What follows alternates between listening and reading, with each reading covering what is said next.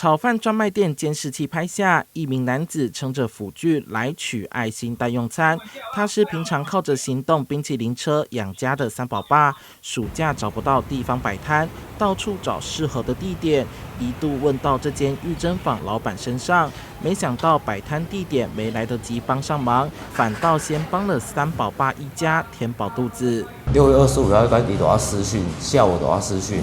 阿姨讲。敢有法度，互伊代用餐，只要小朋友的就好啊。伊讲因兜像咧两个啊3个小朋友爱食饭，我跟他说没关系，大人小孩都要顾，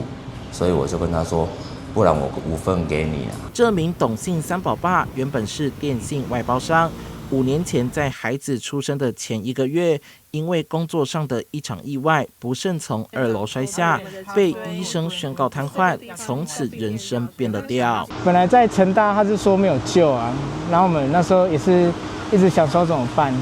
后来到高雄义大那边开刀，其实开完刀那时候要一直复健的，那时候心情都不是很好，也都会觉得想要干脆一了百了算了。好在他不愿意向命运低头，花了2年时间忍痛复健，才终于站了起来。期间找到工作又失业，求职不易的他决定放手一搏，跟亲友借了10几万元买设备，创业卖冰淇淋。我的冰淇淋全部都是用真材实料啊！我在学校那边，因为是学生，所以我都卖得很便宜。然后因为那时候在6月底，我们7、8月4级的费用都要先付，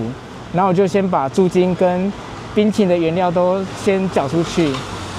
我转账完之后才发现说，我当天的现金大概不到100块。这次会索取代用餐，就是因为暑假来临，得撑过2个月。炒饭王决定伸出援手，将三宝爸的请求 po 上网。有网友看到贴文，主动联系请冰淇淋行动车到安亲班门口，让孩子们每人1球，开心放暑假。也希望能够尽自己的绵薄之力，帮助他们一家5口度过暂时的难关。记者苏海棠的报道。